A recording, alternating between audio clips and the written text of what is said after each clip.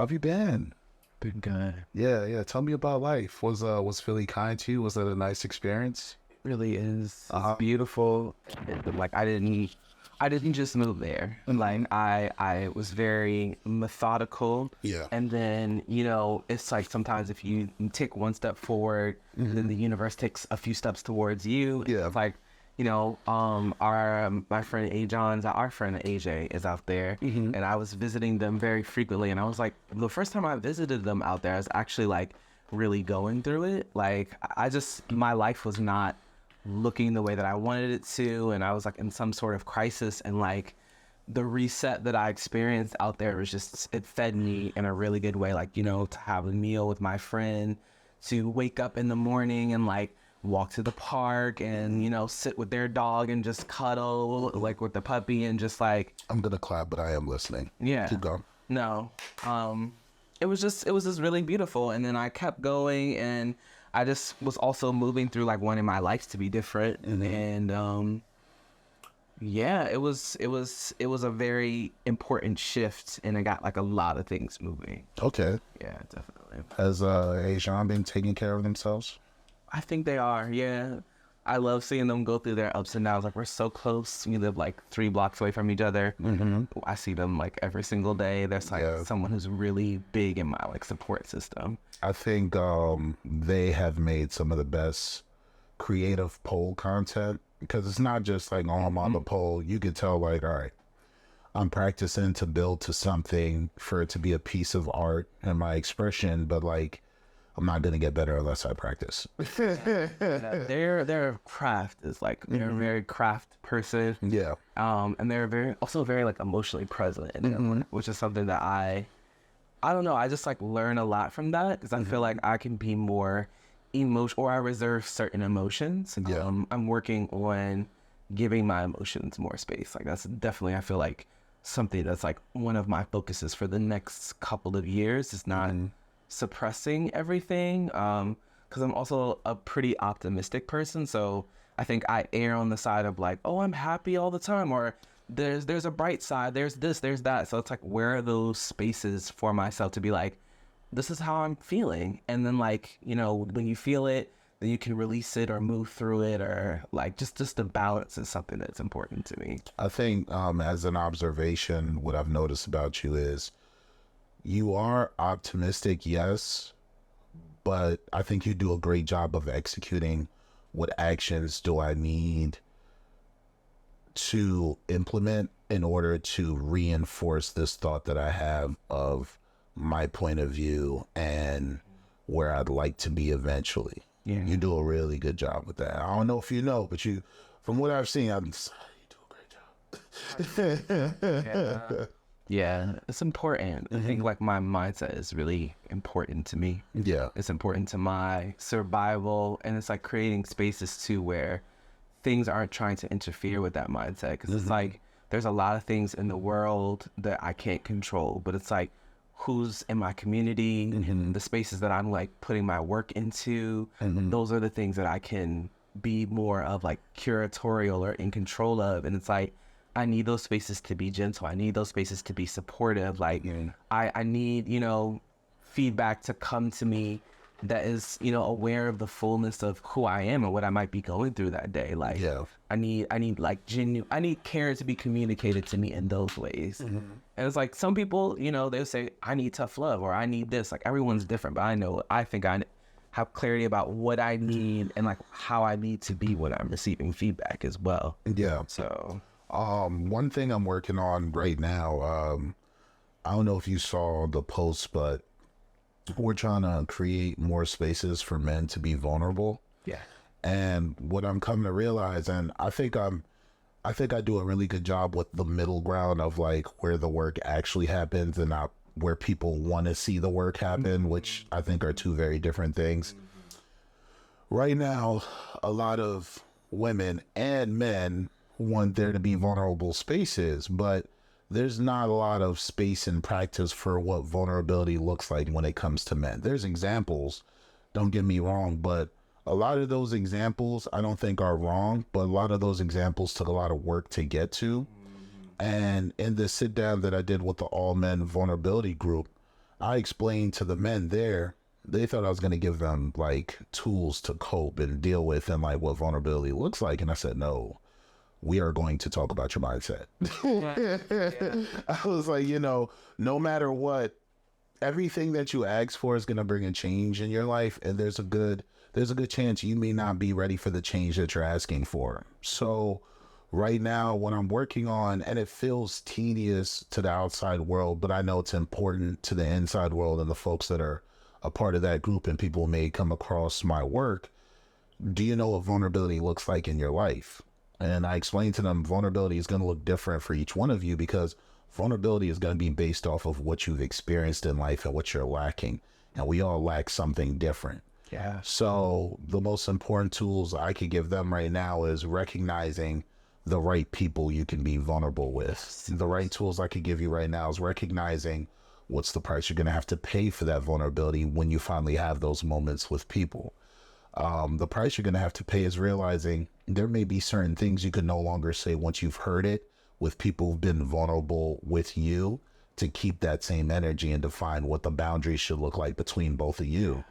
And like, as a man, this is me speaking as a man from what I've seen and experienced. Trust is very hard. It's much easier to say I'm maintaining, I'm chilling, than like having the hard conversations or realizing someone may ask me how I'm doing.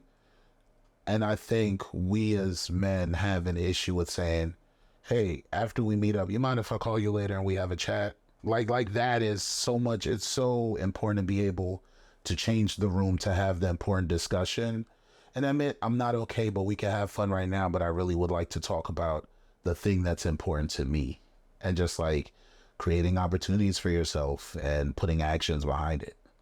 And like talking about things like emotional vulnerability. I just defined that in one of the videos I dropped yesterday. We're going to be talking about social vulnerability. Why is that important when it comes to men and their experiences? There was like a third one, something else vulnerability. Because like what I did was I looked up the list of words, and right now I'm teaching folks like, hey, the reason people say words have meanings isn't just because, oh, the meaning of the words. It's like, no. When you are angry, chances are the feelings of anger that you have, and you probably have gone through this, there's like 5 other definitions or words that actually fit your situation better, and you're not simply angry. Mm-hmm. So if you get to know those words and really think about your situation, which means you're going to have to allow yourself to get angry without doing anything about it and just dissecting what you've gone through, you may realize that your anger is closer to sadness. And then that may change your approach when you approach people about what's going on. Yeah. Like, I've realized, like, I've been disappointed by a lot of people. Yeah.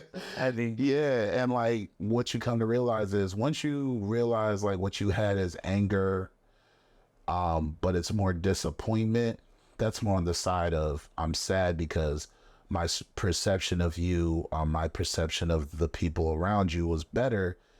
And y'all let my perception down. So do I have a conversation with the folks who let the perception down, or do I readjust my perception of them and let my actions follow the readjustment? Yeah, that's tough. And that's probably like the hardest part for a lot of folks, like readjusting.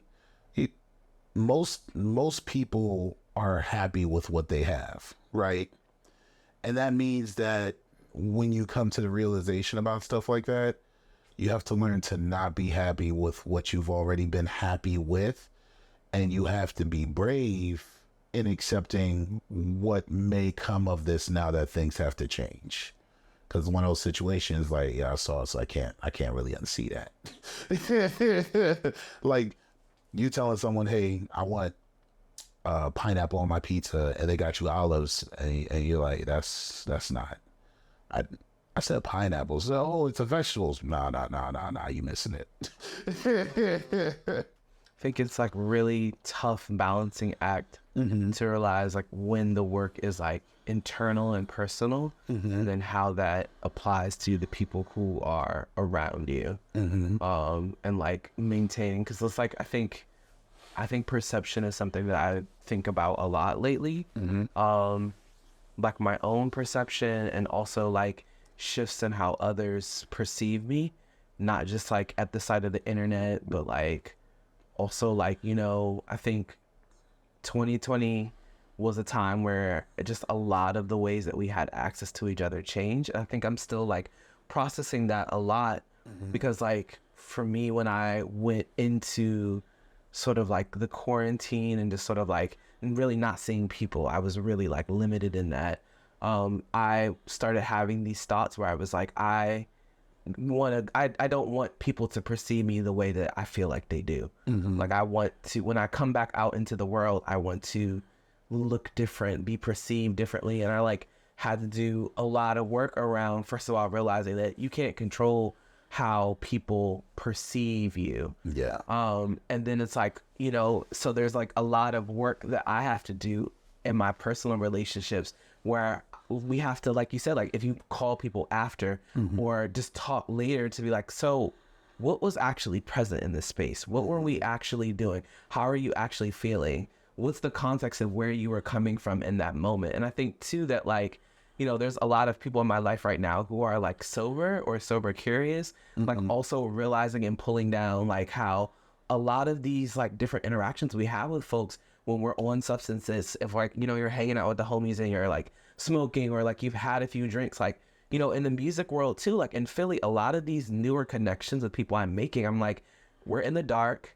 You've had 3 drinks. I've maybe had a beer or something. I'm like, the way these things are like mediating our connection and our dynamic is something that, are we ever going to talk about this? Because I'm like, for me, I need balance, and I need to, I need to create spaces for vulnerability with you through communication and like clear communication. Like, so I think I've really been trying to, just think about how my own perception shifts and changes, and like, other people's perceptions of me, and just like, how do we like meet in the middle? How do we actually encourage that space where it's like, like I know you hear me and I hear you, and like we're actually bonding, we're actually connecting. As a supportive place to talk about like what you're going through. Yeah. That was great. Yeah, this is processing. Yeah. And I think when it comes to stuff like that, a lot of artists are naturally dreamers. To me, artists are naturally dreamers. So I think for a lot of those folks, there's this assumption that, no, this is how I have to be for the thing that I've dreamed about, because this is how I envisioned it.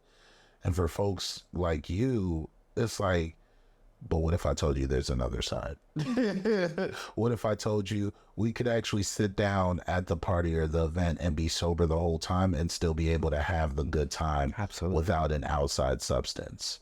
What if I told you doing that isn't necessarily adulting, and maybe it could come with the package that comes before adulting and understanding the people around you?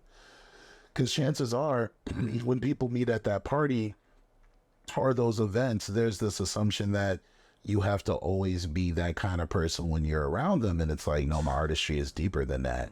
And me as a person, my artistry is just an extension of my expression. So if my expression always has to come with a tall glass of beer, I don't know if I'm going to be able to do the upkeep for that imagery that you see me as. Yeah. Like you do have to make space for the other side that people have to offer. Like, don't hit me with the "you used to be fun." No, I didn't used to be fun. I'm exactly who I was when you met me. That may have been a different layer of the onion, but welcome to 11-7. That's it. Yeah, no doubt. Balance is like what I value more and more, and like just understanding like all the layers at which balance operates. Yeah. So it's like, okay, like, I have acquaintances and I have friends and I have, like my family, people who are my family, be it by blood or by just like, choices over the last years of relationship. And it's like, I just like all those things are like in an interplay, are like, they're like the fabric of my life. And I just understand too, like balance over the relationships, because it's like I definitely will have moments where I'm like, yeah, like we about to smoke, like, oh, I want to have a drink or a few tonight, like, but it's like, how do all those things like interplay and create the larger context of a dynamic? It's something that I think is important. And like, I don't know, I realize too, like, I also like have been working through like not wanting to reserve my emotional vulnerability only for certain relationships. And that's why therapy is important, because it's like, I don't want to just like be depositing these things around or like putting it on like my sister or my partners or like, my just like, I want to like, that kind of like speaks to like the boundaries that you have in certain spaces as well. Like, just like all of the holistic picture of like supporting your health and wellness. Yeah. And even that, not just therapy, because therapy is necessary. Of course, I'd say that because it is the brand. But I think what's almost as necessary is like, all right, when you wake up in the morning, what are your concerns, right? I'm a very, if my room is cluttered person, I can't get things done. Like my rate of work when there's clutter that I know was caused by me is completely different from my rate of work when it's like, all right, I've cleaned up the space. And especially when you have the good lighting, you see the clutter. When you have like a lot of good lighting, like you can't not see it. So it's like, all right, everything has its proper place. Even if it's messy, it's still in its place until you take care of it. Like before you came today, I had like laundry on the ground right there. I had like shoe boxes everywhere. I had like boxes that I was like, no, you gotta break those down, throw those away. I had clothes out there on the couch. I was like, nah, I gotta fold that. So like my partner will tell you, she's actually in here right now, but my partner will tell you like, she came out this morning at 7:15, was like, why are you awake? And the thing I was supposed to work on, which was like the workouts for my clients, I forgot to do because I was busy cleaning up for like 3 hours. No, I need that sound. Just clean your room. Just clean your room. Yeah. I can just hear that in my head sometimes. And sometimes that's the hardest thing in the world, is to just do it. And like sometimes you can't, because it's like, also you can't also like I can't be like super hard on myself. Like I have to understand why, like, or give myself the latitude, or like something I've been working on too, like, is like these things called when I statements. So like when I don't have the energy to clean my room, I'm going to, take the time to rest and set that time where I'm going to be able to get up and do it. And I'm going to be gentle with myself in the meantime. Or like when I make a mistake, like, 'cause that's my thing, is like, I am a judgmental individual. And like when it's directed outward, it's a very haha type of judgment. It's like, let's laugh, let's just be like dumbly critical, let's talk about just be silly with it. But like when I'm like, okay, but what is that masking that's reflected internally? I'm so hard on myself. I've been so hard on myself. I don't leave myself room to make human errors sometimes. Like I haven't. And it's like, I can't be that way. Like that's not going to, like, that kills a little part of me when I feel like I've made a mistake, and then I'll be so focused on, that's the depression for me in a lot of ways manifests as like just thought cycles over and over again of like, oh, if I could go back and I could change the way that I was, even though this situation taught me something, or this or that, or like there's so many factors that pour it into the way that you were moving. Like, I don't know, I can't focus on the things that I can't change. And then anxiety, I can't pre-solve every single problem that I'm going to face, because I try to do that too. I'd be like, well, I'd be like, well, if I do this, and it's like, the problem's not there yet. So you're putting energy towards something that doesn't even exist yet. Yeah, I'm sorry. I appreciate you bringing me in there though. That sounds like a door that is always open and sometimes needs to just be closed until it's necessary. Like, it kind of sounds like you're the type of person that like, you'd rather someone hold the keys and like, all right, you decide when we use the keys when things have hit the fan. A lot of times, and it's like, I have to really work to be in balance with myself and figure out what are those things that I need to do to help me just like maintain. And it's like, that's the thing that I love about Philly is like a lot of the things, like I feel like I get to create my own time in Philly all the time. And that feels so good to me. That's actually so supportive of me being creative in different ways. And like, I love that. Like I need that. Yeah. Does Philly move on its own clock? Yes. It's very weird. Like I just noticed it that like Tuesday, Wednesday, and Thursday feel like all one day in Philly sometimes. Yeah, I used to be back and forth to Philly back in college. So like Temple University, North Philly, a couple of folks in South Philly used to visit them. I used to get around like for like 3 to 4 years. Like most of my college experience was DC, Philly, back and forth on the weekends. Yeah, and that's a special trip too. Like I feel like it's a very time warp type trip. Like if I'm doing it, I'm like, okay, I'm about to listen to like 2.5 albums and 1 podcast or something. Yeah. Like I just like the way the time, or sometimes depending on what I'm doing or what time it is, I just drive in silence. Like I'll really think and work through a lot of problems on that drive. And I've been doing that, going back and forth a lot because my bandmates are here, and it's like it's a creative commute right now, and I've been doing it. Like I don't even want to know. Like I've done so many trips this year, and I'm tired because I'm like I have to make space for some rest very soon. Yeah, but and that's what growth is. Growth is understanding that you do have to make space, and that means that space is gonna have to come from somewhere else. Yeah, and that kind of sucks. It's like, so I can't purchase more time. And what's funny is even if you could purchase more time, the capacity your mind has to hold the information and exist throughout the whole day is something that you have to be careful of. That's why we need sleep. That's why if you can't get sleep, you need rest. That's why if you can't get sleep or rest, you have to create an environment around you that's very peaceful, that doesn't drain on your battery if you don't have access to those two things. Because like I have a couple of folks around me who like they do not sleep well, like at all. And I ask them, what do they do? And they're like, I just try not to go crazy. And I'm like, that's a great answer. Yeah. That's a great, straightforward and honest answer that I can't even like dissect if I wanted to. And back to what I was saying about the clutter, the reason that thought process to me is important, and I don't know if you have a similar thought process, is people are a part of your environment that affects you directly, as sometimes certain people in your life can become clutter. And that doesn't demean their value or say that they're useless or anything else like that, but it may mean that sometimes they drain from your battery unnecessarily. And even if they're aware of it, they don't care and they're not willing to make a change that would be better suited for when they're around you. Like, oh, I'm going to live my truth.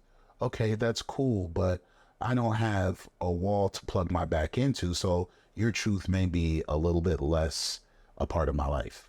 Yeah, no doubt. Yeah, that's the discernment process of life, and like determining like what you need and in dynamics in general. Like, I'm starting to like learn the types of patterns that I have with people, and I've also like in the last few years learned about like what my attachment style is, and like what my triggers are. How do you mind if we have a discussion about that? No, I don't. How important is your attachment style in terms of you realizing, oh, this is my actual attachment style, and it's probably led to these 3 things now that I think about it?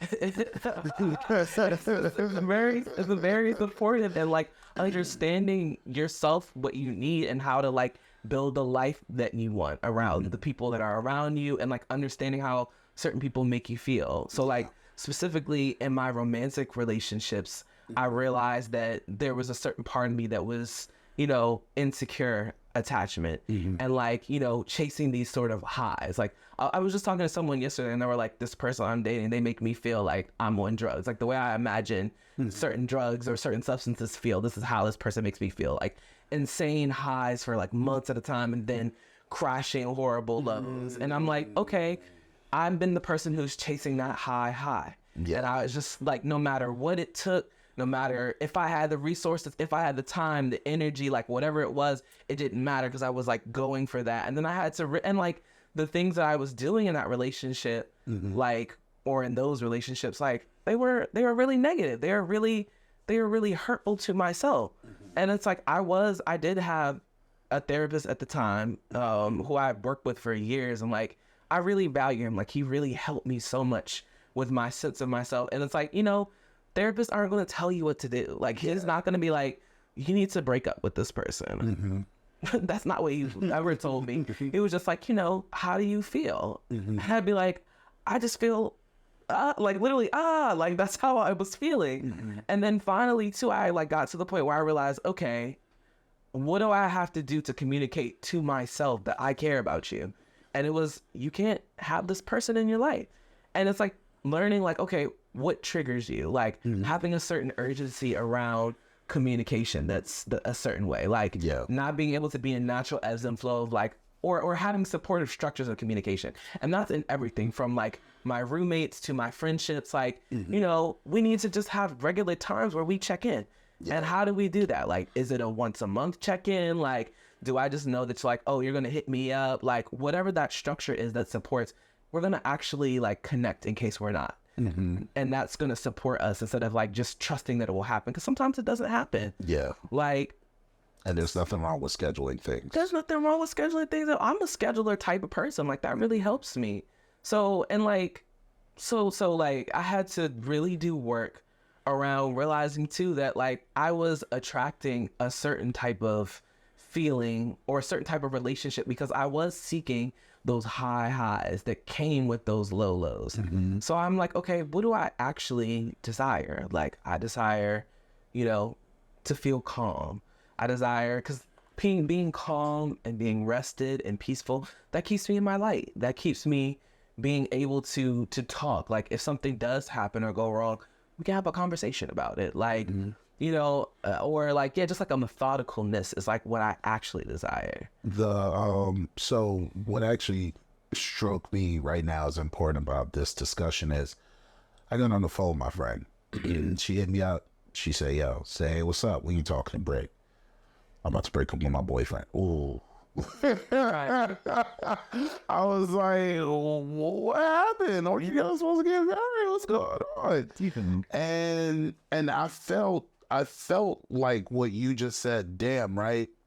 But then I was like, I'm not the good friend to a lot of people. I am the raw thing that you're worried about. I'm gonna just say it to you because you are at the end of your relationship. You're calling me just to hear another voice that's not in your head say, hey, am I tripping? And when she told me everything that happened, I was like, oh no. I was like, your relationship's over already. She was like, what do you mean? I said, you told me 7 things in your story that since we haven't talked, I didn't hear of. And those 7 things let me know you shouldn't fight for this relationship because the person's currently not fighting for you. And they're not trying to learn what fighting for you looks like. I was like, what they're doing is they're fighting for a future that is with you because affordability wise, it'll be best for them. But outside of that, they're not actually taking care of you in terms of like, okay, let's say you're diabetic, right? And you're working late at night, you're working 2 jobs. If you see your significant other is doing like, let's say something like Uber Eats or something else, and they're falling asleep behind the wheel, you say, hey, do you want me to drive? I see you're tired. That's what you should say. What you shouldn't do, which is a red flag to me, is complain about them falling asleep behind the wheel and identifying they're really like exhausted, but you're not doing anything to help that person that's currently, to me, that's being in trouble. You're seeing the person, you're seeing the problem, you're seeing they're struggling, and instead of you offering help, what you're doing is you're putting another pound of sand on their back and say, you need to carry this complete now and be more responsible. And it's like, no, you're dating that person. You have a responsibility towards them also. You may be tired, but like you can make space because you are driving around with them. So to drive around and not help out and to let them struggle on their own, that's not copacetic. That means that whatever future they have with you, when they come into a problem, your mode of operation is going to be to first criticize them, right? Instead of uplift them or make suggestions on a better solution that works within their mindset, especially seeing they're probably frustrated in the middle of that conversation. You'd rather dump on, have them be responsible, them now have guilt, because that's what responsibility does sometimes, and they have to deal with it alone. And you're like, well, I'm good because I did my part. That's not your coworker, that's your partner, buddy. Like, no. And that's just one of the 7 examples. And when she told me about it, I said, hey, I'll break up with him. I was like, that's not gonna work. I was like, I know it's disappointing, and I know that you were hoping for a future with them because like this person was close to them at one point and has re-entered in their life. But I was like, I'd rather you be sad, single, and figuring it out than sad and in a relationship and be frustrated at all the things that aren't going right. Because at least when you're sad and single, there's space to make options that you can control. And you also have another opportunity to figure out what you would like in life. Like, not every answer is going to be found while being single, and not every answer is going to be found while in a relationship. No doubt. But the answers do start and stop with you. Mm-hmm. Yeah, it's very hard because it's like the other thing too is like I feel like in relationships sometimes nobody has to be the boogeyman. Yeah, nobody has to be the bad guy. Sometimes things just don't work. Mm-hmm. Like certain ways that I communicate to some people, they might consider it lackadaisical. Mm-hmm. I'm just an easeful person. Like I have, when it comes to a lot of my friendships, they don't enter the realm of my life or they're triggering like my attachment things that are like insecure. Yeah. So I have friends that I could talk to them like 4 times a year. Every time we talk, we pick right back. How you doing? What's good? Like, and some people, that's not at all how they are. They need that more active presence, or they need like people like knowing what you need, and what you don't need. It's like really, really important. So it's like, for me, like when I have this easeful communication, like, yeah, I'm an easeful communicator outside of like, if we say, okay, once a month, we need to have our like deep moment check-in.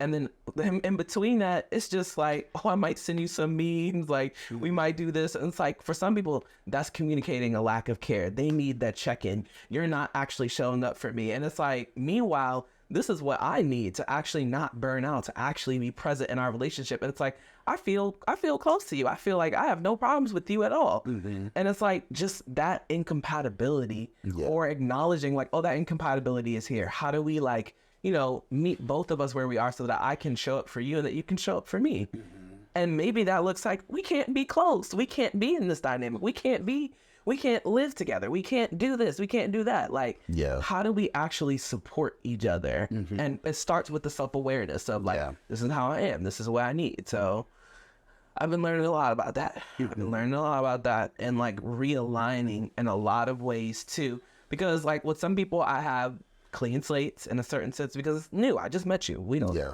We like, and I think too, like, I know about myself too. I'm the type of person that it takes some time to like get to know me. Like, I'm not even some people I've known for. We need to have a lot of moments. Mm-hmm. Like, we might have the getting drunk moments. We'll have the deep conversation moments. We'll have the like sitting in silence moments. Like all of these things, sum total, like build up a relationship. And like, yeah, that's how I am. That's how I am. So I can speak personally. And I mean, I'm very similar to that also. That's why we always like, it's always been cool. Like whenever I see you, and compatibility, I love the people I'm compatible with. And it's like, I'm challenged by other connections sometimes. And like, maybe they're close for 2-3 years, and then they move back out, and I wish them nothing but well. Like you see the exit coming. Mm-hmm. Yeah.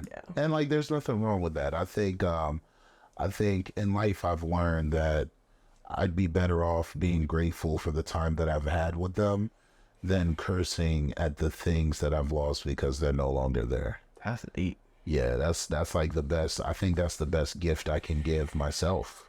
Because like, I'm a very selfish person, but to be selfish also means you need to position yourself to enjoy the things you have when you have them.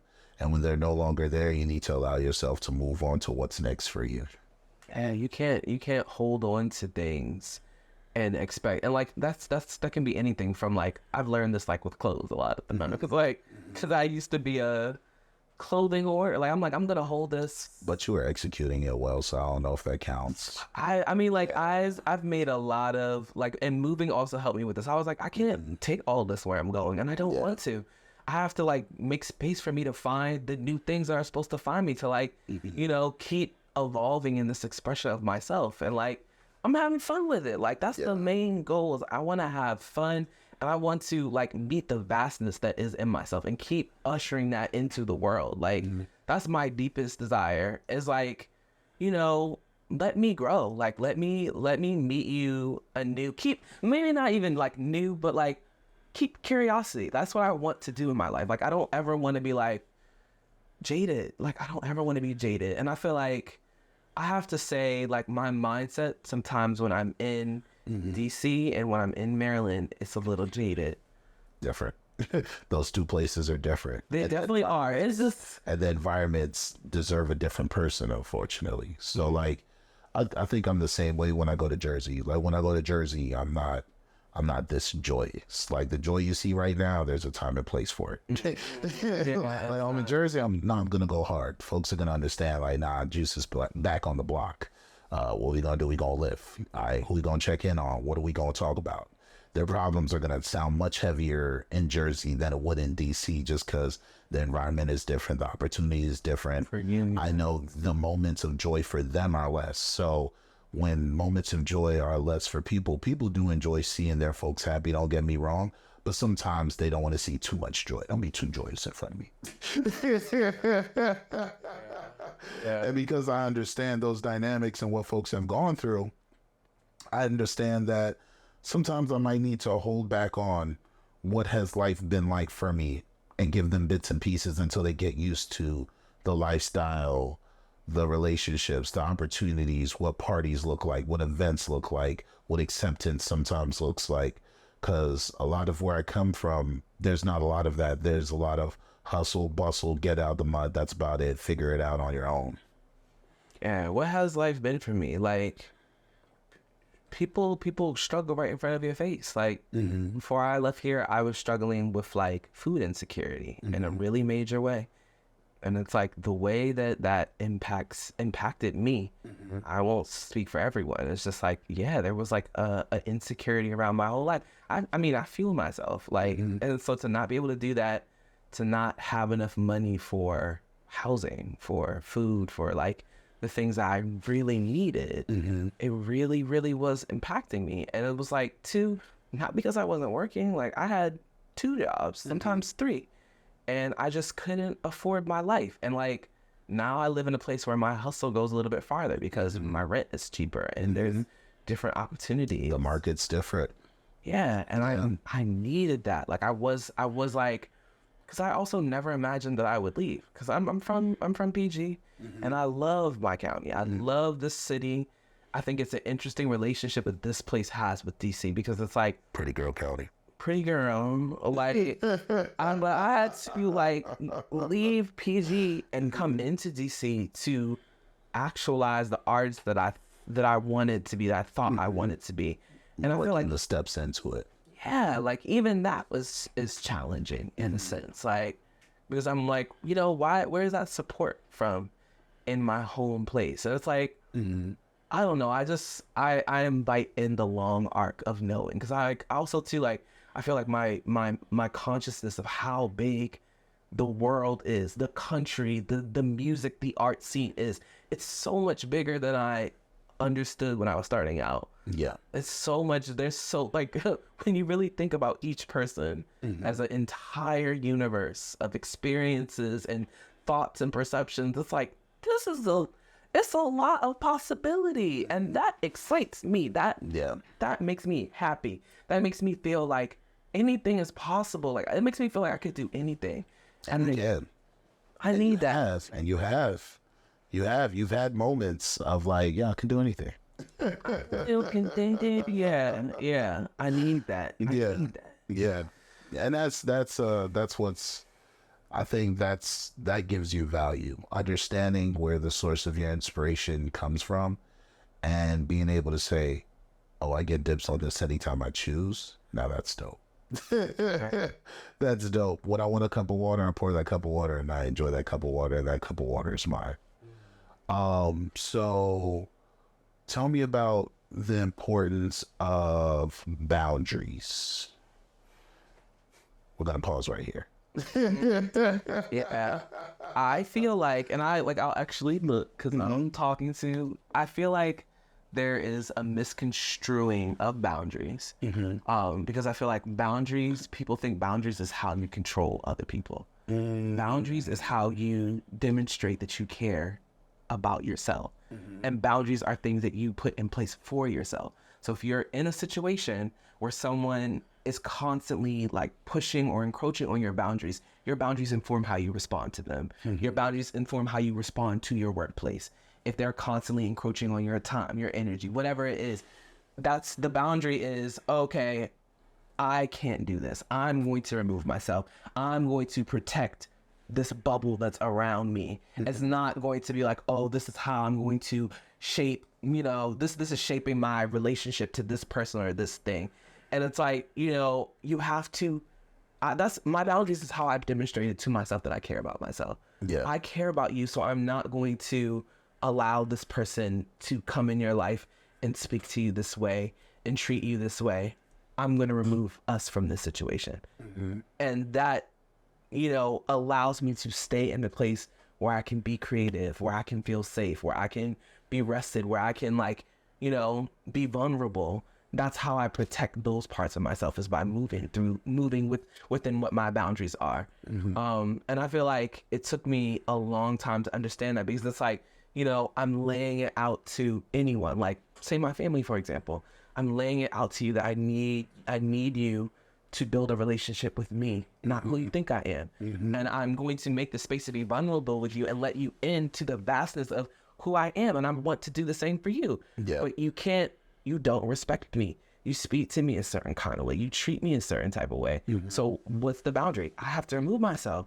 I can't sit here and let you talk about this with me. I'm not about to sit in the room while you do this. Like, I have to do that for me to protect myself. And it took me a long time to understand that my boundaries were for me. And it's like a lot of the things that I actually move within are they're personal things, because I can't control anybody else. I can't control you.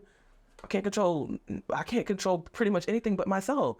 And that self-control and that self-discipline is then the self rewards me with feeling like I can do things, with being creative, of that's just I can't I'm getting yeah, but because it's really central. It's very central to me, is moving in that way, moving within that framework. And it took me a very, very, very long time to realize it, because I wanted to believe that I could control others or sway them, or that the way that they treat me is I don't even know. I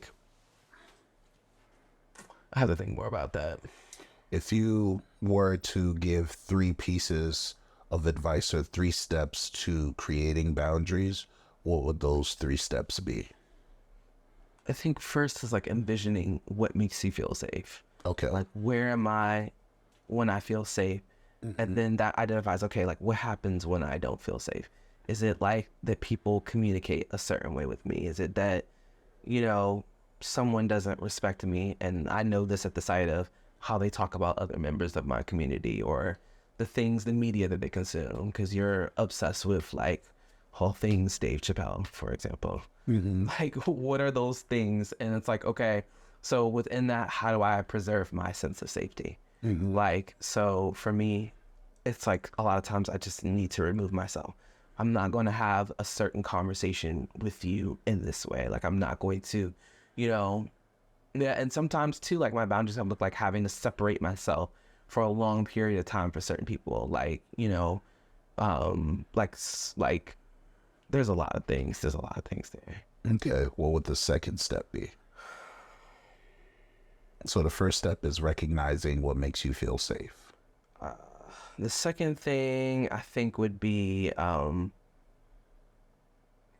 communicating it, figuring out what it is. When I feel unsafe in a space where someone is like misgendering folks and not using folks' pronouns, I will bring that to their attention. And when they don't, respond to that or do that, then I will, remove myself from that situation. Yeah. So like, being able to frame what it is and like what the action is. And like, yeah, being able to communicate what the acts like. I don't know. I think the thing that I'm like moving between right now is like boundaries are, you can communicate them to other people, but honestly, in some regards, you don't even have to. Like they're for you. That's correct. They're for you. Like I don't need to explain to you why this is going to be a problem for me. So that would make the third thing the action, like practice. Camera just turned off because it's hot. Nah, you're good. No. We're gonna finish off the third one. Just go move this camera right here. Get you on the main. There we go. Move this down. All right. So what would you say your third piece of advice would be towards creating boundaries for yourself?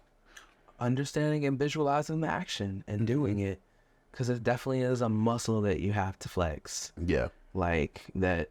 Yeah, this is a boundary for me, and I honor myself by not pushing myself past it, even if it's just like simple things about advocating for yourself. Like I'm thinking about like, boundaries during COVID. Like, okay, do I feel comfortable in a certain environment if nobody was wearing a mask?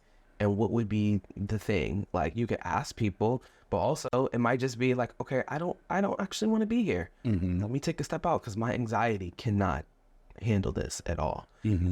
Just as an example, or like, yeah, just like, or like, like if I'm around someone who's like excessively drinking to the point that they're losing those controls over their faculties, and it's like, okay, what are my limits of being able to support you in that? Or like communicating to you like, yeah, this doesn't make me feel comfortable, so what is my response in this space? And then like two, like, when you get in the practice of it, you recognize, okay, when I go back on my boundaries, how do I feel? I feel drained. I feel tired. I feel hurt. I feel like I surely can't be creative. I damn near can't get anything done that I need to get done because I'm so completely depleted. And it's like, valuing myself enough to act on what I know, and to spend the first step is like coming to the knowing. And then that's how I would move through it. That's how I do move through it. So shout out to you. Going to be using this clip this week to give those men advice on boundaries, and it's still in boundaries. And I was like, that's the best person. All right, we're going to take a 5-minute break. Let these cameras cool off because we eat a whole bunch of hot fire. Let's do a time check because I know you got to get out here by 1 o'clock, right?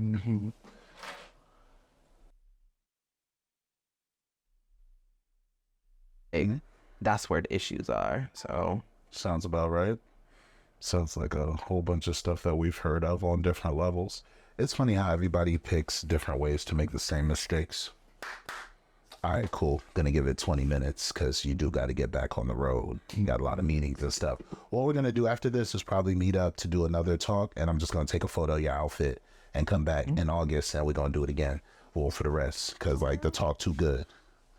I'm gonna let you go.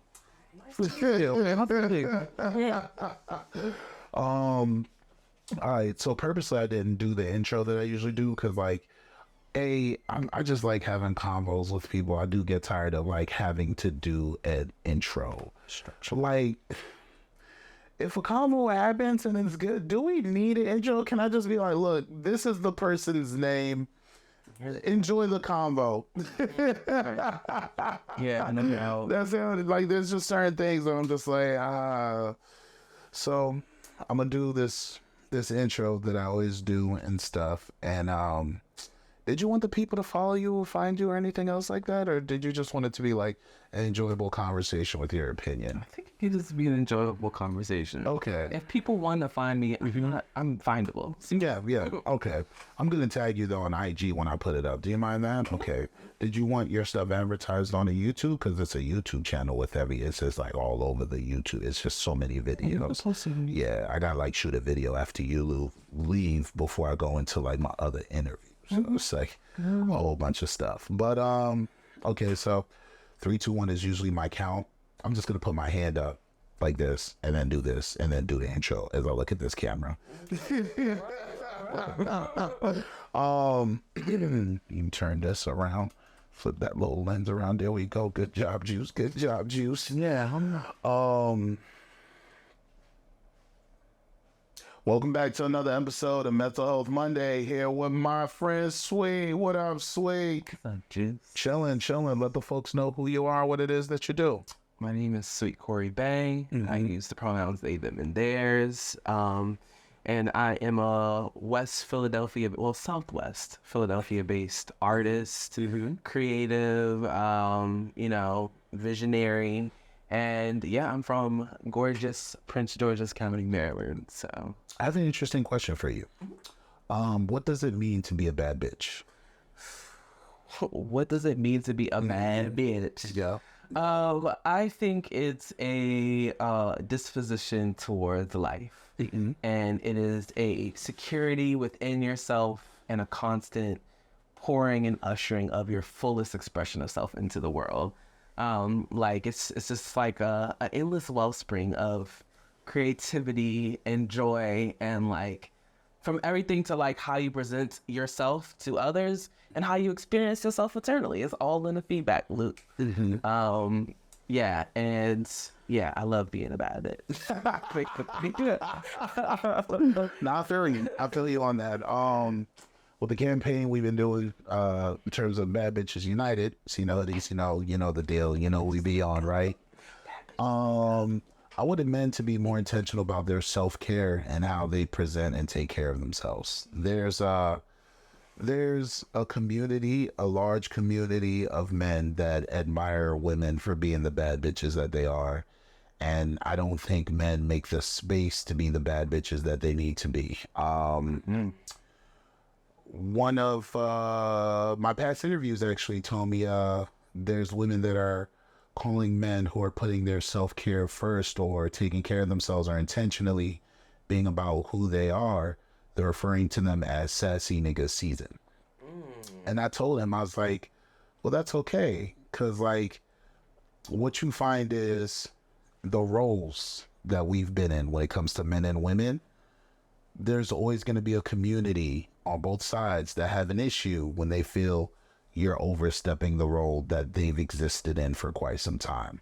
So as much as women want men to be vulnerable, a lot of women aren't willing to make the space for men to be vulnerable like they want them to be. So they have the demands, they have, if he was vulnerable with me, we wouldn't be here. And they picture vulnerable as if he has a problem, he cries on her shoulder for a half hour and that's it. But vulnerability isn't a half hour. Vulnerability isn't an hour. It doesn't have a time frame, just like mourning doesn't have a time frame. So what you find when it comes to men being vulnerable and men being more intentional about their self-care and what that looks like and the intentionality behind it, you can have 5 different habits that change up, not just what the world envisions. So like men being more intentional about either getting their nails painted or just getting the bed of their nails cleaned for their hands when it comes to their feet and their hands. It could be men who are more willing to wear tighter clothes that actually does feel good on their bodies, and it has nothing to do with how the opposite or the same sex feels about them. Sometimes it could be about them complaining about something, and it doesn't just stop at, oh, I'm good. It actually progresses into, why did that bother you? This person has done it before. I've tried to have a conversation with them. And if the women in their life can't handle that, then don't demand that this man be more vulnerable with you or more open with you. Because when you open a book, it's not about the first page. It's about all the pages that follow that make the story what it is.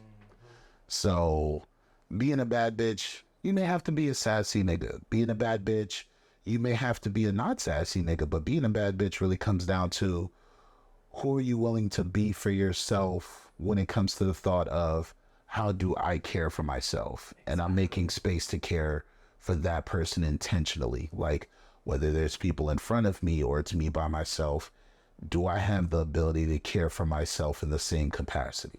It's gender non-specific. Yeah, Like, it's supposed to be. it's gotta be just like blow that shit up. Like, Yeah.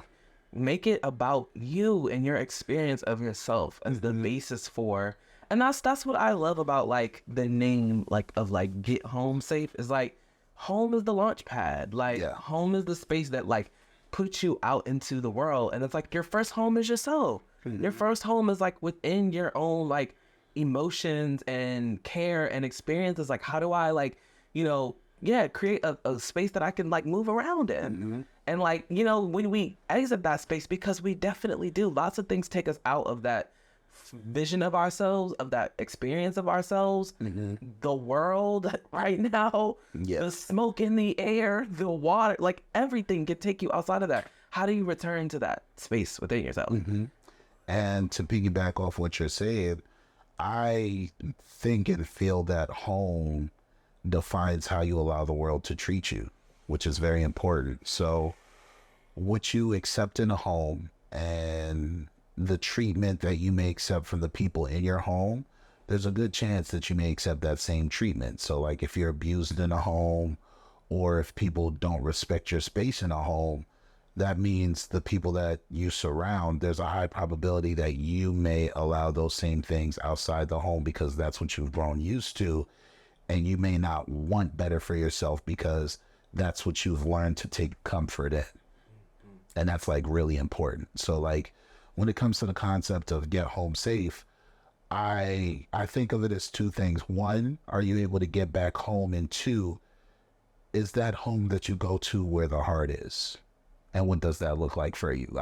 If I could remove my heart and put it in a container, I would never put it in a dangerous container. I would never put it in a place of risk, and I would never trust the wrong people to do the right things with my heart because it wouldn't be done correctly. Just know. Yeah, makes me think of that D'Angelo song, "Betray My Heart." I would never betray my heart. I'm gonna have to listen to that song. Not hip to it. That was a gem. That was a good job. Basically, you said it like I'm like I always am like running the soundtrack in my mind. It's like certain things people say will just be like, oh, this song, this song, this song. Yeah. Because I use music all the time, like the music that I make and the music that I listen to uplift myself and to like, be aspirational about if I'm not feeling there, what happens when the sound is in the room with us? Then we are there. I love that. Like that's the center. That's my heart work too. It's like, yeah, let's go. Like let's get there. Let's get there. Let's be there. Like that's what I do. That's what I do. So what would you say is the importance of therapy? Therapy is one of the tools that we have to work on ourselves. And it takes us away from, the environment and from other people and allows us to really like attune to ourselves. That's my experience of therapy. And there's a lot of different types of therapy. You have to find the type of therapy that works for you, which, one of the approaches I know my therapists have used with me is like a strength-based approach, or just like there's so many different types of therapy, and you have to find what is going to help you. Yeah. Could you explain what the strength-based approach of therapy has been for you and why it meets your values, why it meets you where you are? I think that it helps me to identify what's working, first of all. Because if you want to believe that you have everything in you and that you just have to like bring it out to have the experience that you want, it helps you to tune into the things that are working and the things that you are doing right, the things that you get to just practice, and like what you're good at, to like encourage more balance with the things that you might struggle with. And that's my experience. Like I know the therapist I work with, I've worked with, he uses like a variety, but that's like one of the ones that like is just standing out to me right now. Yeah. What's the sign of a good therapist? I think it's different for everyone, but I think that when you know, and like my process of finding this person was, first of all, I had to select someone who I knew that would be open to exploring like trans identity and things with me. Like I couldn't have a therapist who like secretly in the back of their mind would be like, oh, or like I couldn't deal with that. So I first like started looking on lists that specifically are people who are worked with the trans community. And then I like pulled a couple of names off that list of people who took my insurance, and then I called them, or I sent them a message and said, hey, do you have minutes, like 15, 20 minutes just to talk? And you can tell me about what your therapeutic style is. And even if I didn't understand it, just like being able to have the conversation. So I'm like, if someone's not even willing to have a conversation with me, and we're going to enter a deep and vulnerable relationship, already you're not the first. If I feel like you don't have time for me, already I can't do with you. And some people, it's like, they don't need, I needed to feel that like you cared about me as someone, as a person to talk to. And then like from there, I just like talked to some people. And like, I remember when I first talked to my therapist that I chose to be with, it was like, he was talking about The Matrix. He was talking about TV shows and movies and stuff. And like, I just felt like a warmth from him. And I was like, okay, I can see myself building the kind of relationship with this person where I'm actually willing to tell you certain things. Because like, that's the other thing too, is like, I've had therapists before where it's like, I ain't telling you everything that's going on. You know, it's like your doctor asks you if you smoke weed and you're like, no, it's not.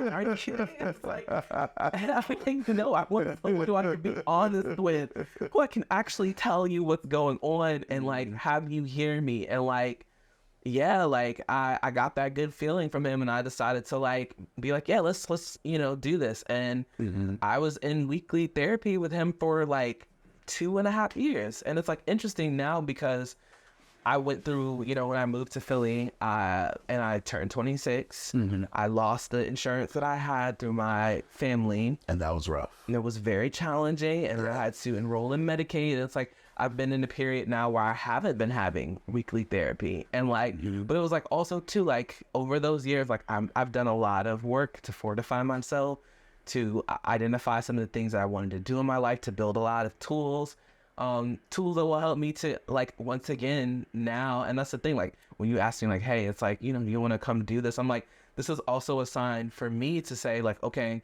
what are the things that I need to get in place to be like, yeah, let me get back in therapy before the year is over. Because I do, I've been through it. Because like also too, it is a time commitment. It's an emotional commitment. Like once a week for weeks and weeks and weeks and weeks of like going deep and talking about some really heavy things and all types of stuff. Like, it's a commitment. And it's like, I'm ready to make that commitment to myself again, to like, keep moving towards it. And it's like, I don't know, maybe like now I'm in a place where I might do better with bi-weekly therapy just because of how my schedule and life works. But like, just knowing that I need it, or like, some people only have therapy once a month. That's what that works for them. And sometimes you go through a more challenging period where you might have to say like, hey, I might need to like be doing this, once a week now. Or whatever it is that you need, like, go get it for yourself. Do that for yourself. I think what's beautiful about what you said is be with him. And I spoke to my partner about it.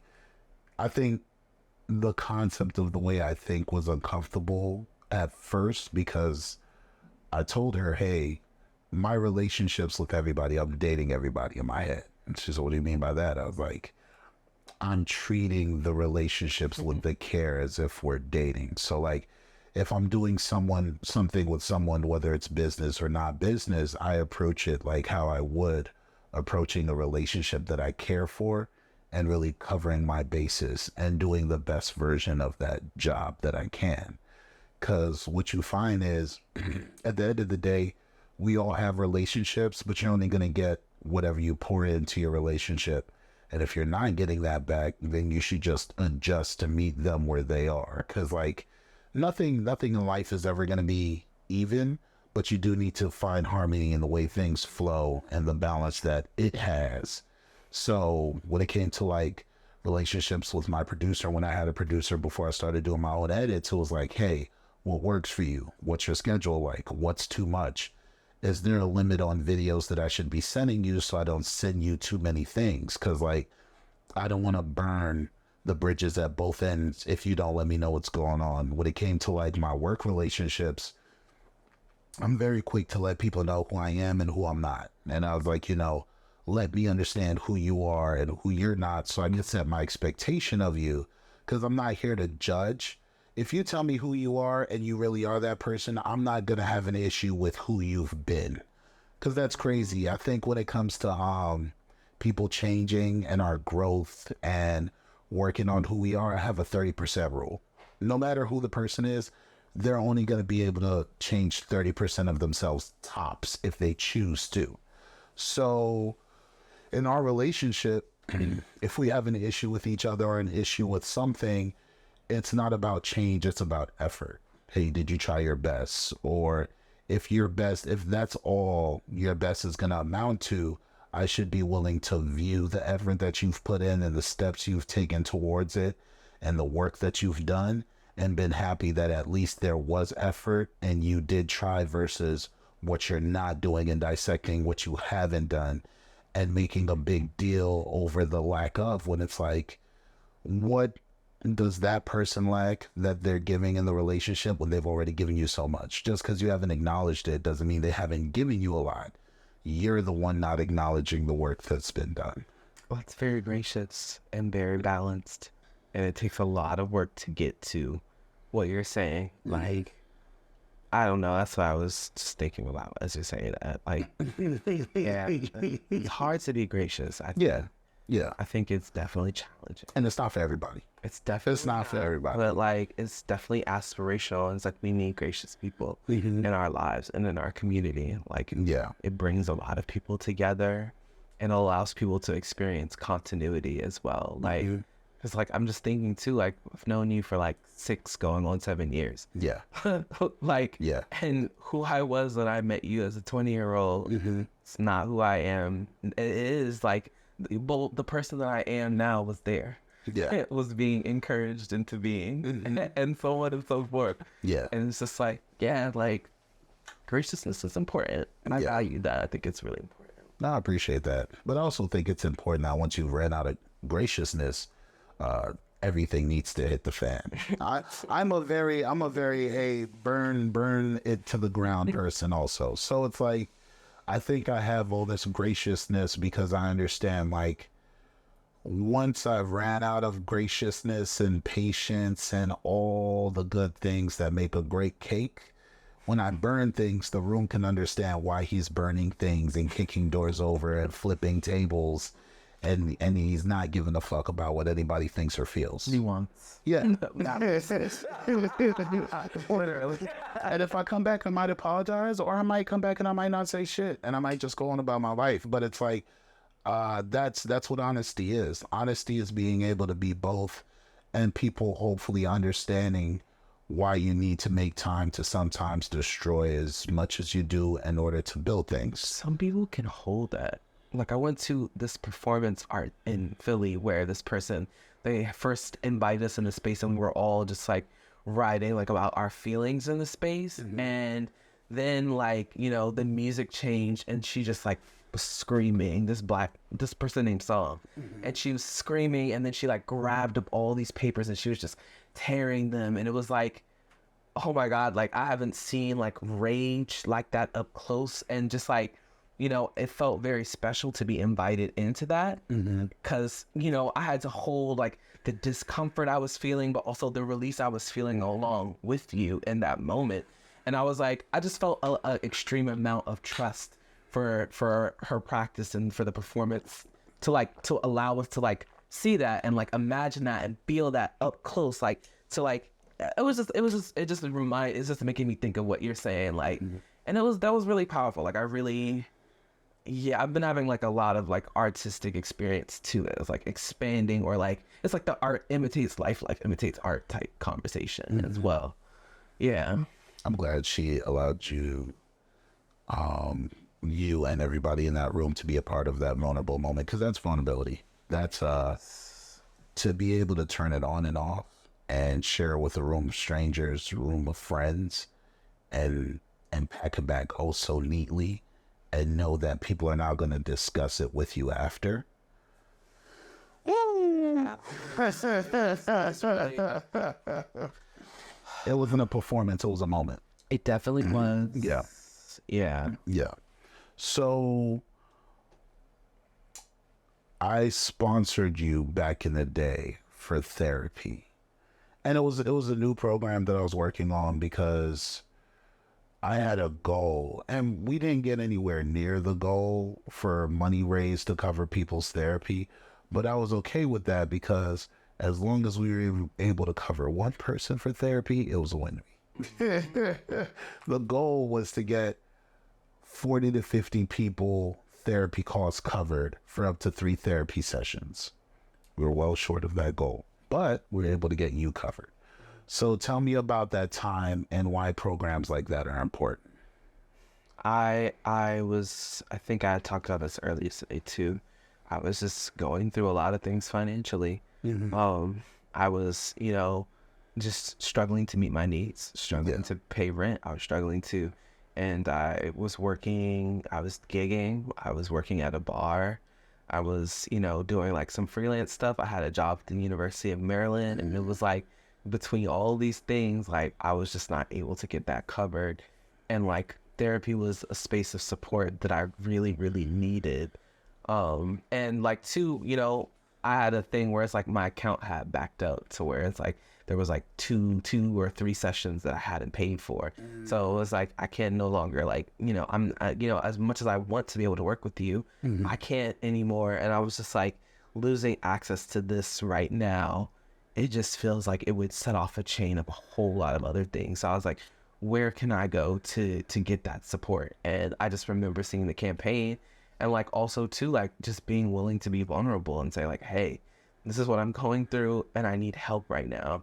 And I think there's like a balance to these. It's like, there's so many other like works and supports that I had to help me get to the point where I'm in relationship with a therapist. I got somebody who's, drawing money out of my account and charging my insurance, whatever the case may be, because I think like people need support with that as well. But like knowing in the back of their mind, like, hey, okay, when I do get these things in place, I can, have these 3 sessions or whatever it is. And that be the motivation to continue to say like, this is something that I should prioritize. Like, this is something that is like worth my money. This is an expense I need to factor for, budget for. Like, it's really important. And I really needed that. And I was grateful to like be able to have a place where I know I could like direct that ask and get that need met. And continue the care that I needed because I needed that care. Yeah. I appreciated you reaching out to me. And funny enough, I had to I had to sit down and look at the demographic that Get Home Safe is serving and who our content had reached. And you and I had conversations about mental health plenty of times way before that happened, like wellness, mental health. I was really interested in a lot of the content you were creating, like just home content, cozy content based around music and getting yourself together. And then I was like, I text myself, I have a lot of trans friends, right? But I've never sat down with them on camera so they could be a part of the makeup of Get Home Safe. And I serve y'all whenever you guys, well, no, not guys, whenever y'all reach out to me, because folks, whenever the folks reach out to me, I'm very big on, what can I do for you? Who's the resources that y'all need? How do I line it up? And I was like, but I need more of your opinion in the content that we're creating because I'm not comfortable with helping someone, but their voice isn't added to the platform. The platform to me is just a microphone where you get to speak, I get to listen, and I learn. And I either grow on camera, I grow off camera, but the rest of the world that's around me needs a chance to grow to catch up to where I've been or where I'm looking to be when it comes to helping my community. And there's just not enough representation for what I see. There's a lot of big platforms, and I think a lot of these platforms are doing an amazing job, but adding another voice doesn't change your platform. If anything, to me, it just legitimizes the opportunity. Like, you as a therapist, why do you have any clients who are trans? I'm not forcing the ante, but I'm like, okay, do you have any friends who are trans? Okay, if the answer is no, are you positioning yourself to have these friends? Are you not positioning yourself to have these friends? If not, do you think it's something you're doing on purpose, or have you not thought about it? And now that you're here, are you going to make an effort? Because like people pay attention to who's in the room before they speak. And if they don't see themselves in the makeup, they don't see themselves in the content, they don't see themselves in the direction that the majority is going, they're never going to feel that they need to be a part of wherever that river is flowing. Yeah, I think that like a lot of times with platforms, everybody foregrounds your transness. And What does that mean? I think that's the first thing. And the like, sometimes I'll like joke with people. I'll be like, my transness might be like, oh, sorry. Wait, I didn't do anything. Well, I apologize for that. Oh, I've never got a call on my computer before. And that's funny because I turned my phone off. So I think turning my phone off, my laptop was like, I guess we gonna have to get it done. somebody's going to do it. Yeah. That's crazy. And it's been locked the whole time you've been here. It was never on. So that was like creepy. I was like, wait, I'm getting a phone call. I was like, nah, my phone's on. I was like, is your phone on? Yeah, no. Good God, I'm sorry. Where were we? Just go ahead and just finish your thought before we wrap this up. Yeah, I was just saying that like sometimes I'll describe that one part of my identity as like maybe a door that opens to like allow people in. Yeah. There's still so much of a vastness that's like everything is actually not about this identity. I'm a full and totally realized human beings with emotions, experiences, feelings, like, you know, likes, dislikes, all these things. And it's like sometimes we don't talk about those things in favor of like only focusing on this one point of entry. And I think that, yeah, like that's another thing too, like when it comes to like seeking care resources, like I need people who look at me holistically beyond this one part of this. And I think that's really important in like a way that I just want to see conversations shift, because I think that's something that actually values the humanity of trans folks. Is like, yeah, I'm a whole person. Like our friendships are not going to be only talking about this one thing. So yeah. I think my issue, and of course it's coming from the street lens, then that's why I think there needs to be more opinion on my platform. I've sat down with a bunch of folks who are gay, right? On the platform, done interviews, everything else. And I don't like the commercialization of the LGBTQIA community. Did I get all the letters correct? Was that all the letters? That was everything? Okay. Yeah, because it's like, oh, so they're only popular on June? We got 11 other months. Right. Like people aren't just popular in February. Now we fought to get June also, but it's like now we fight for the other months. Still here. So when it comes to folks who are gay, folks who are lesbian, folks who are trans, I always ask myself, like, is my platform doing enough? Because the platform's not just for you, but the platform's not just for me. It's for everyone who reaches out.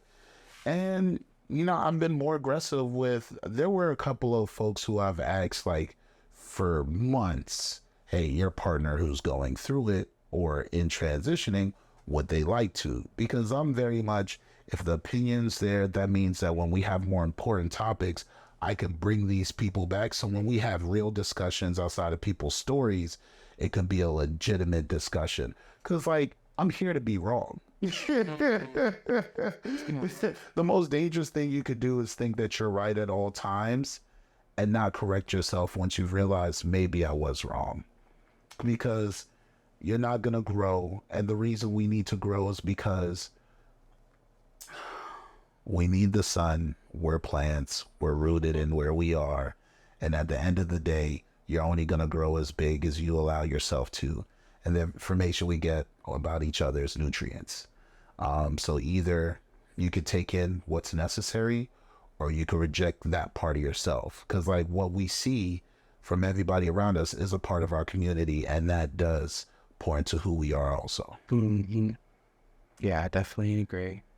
Yeah, I think too, like, I don't even want to, like, I don't have dynamics with my friends where I'm like, one of us has to always be right. Like, I just want us to always be able to be curious about each other and to, like, want to hold space for as much as each other as we can. Like, let's really talk. And, like, that's, you know, the people I feel safe with, the people I feel comfortable with to even share, like, myself as I'm changing. Because, like, that's something that's challenging. Like, I think about that all the time because it's like, I go back and I listen to my voice or I look at my face and I'm like, I'm changing, like, and I will change. And like, how do I feel comfortable with that person who's continuing to actualize in the world? Yeah. Yeah, like looking for that support. And as much as we're allowed to make mistakes, it's very important to make space for the people that are going through changes like yours or changes outside of yours and not be judged. So like, to me, that's why pronouns are so important. He, she, they, them, and accepting the uses of the pronouns and where they belong. Your pronoun that you choose while you're in the process, or even if you're not in the process, that's who you identify as. So just approach it as such. I'm not here to discuss someone's life who people you come across, they get 2 hours out of your life if they're lucky. Outside of that, 24 hours, all those days, months, weeks, years. So who am I to say, well, they can't identify because blah, blah, blah, blah, blah, blah. Do you hear yourself? What are you talking about? And there just needs to be better facilitation on some people telling other folks to shut the fuck up. And then explain why their opinion in that particular thing is invalid. And if you're confused, I think it's okay to be confused. Like, I'm confusion. Yes, it's okay to be confusion. But like, I'm very, hey, let's not beat up on the person who just got here, because I remind myself, I just got to your space and it took me years to adapt. And I think that's unfortunately where, as a society, we miss out. We're trying to do this race where we automatically get there to where the people are saying, where it's like, you can disagree, but you do need to give the thought process and what the person is talking about a chance. And sometimes you need to sit with it and grow to where they are. And even if you're halfway or a quarter of the way or just one step of the way, you've grown to at least understand why. I think that's all they're asking. Like, when people make space for others, they also make space for themselves. Yes. And I think that, like, you know, with what you were talking about too within the community of like men, I feel like my experience of a lot of men is like, they see the world as men and people who are not men. And like, there's certain things that happen within men and their spaces internally and in their community that they don't apply to the people outside of it. And it's like that kind of like rigidity and the things they talk about or how they approach themselves to keep themselves within this category that creates a lot of issues for themselves. And it's like, you know, I think that, yeah, like, you know, when you tap into like your own fluidity and when you understand too that you don't necessarily need other people to tell you like, yeah, you're in, like, I'm confirming who you are, like, and you get to like, you know, encourage that self-experience and expression that allows you to just be more open. Yeah. I think that openness is important. Like, yeah. No, I fully agree. Well, we're going to end it here. Do you want to tell the folks where to find you? Are they supposed to find you? They're not supposed to find you. They can't find me. That's the thing. That's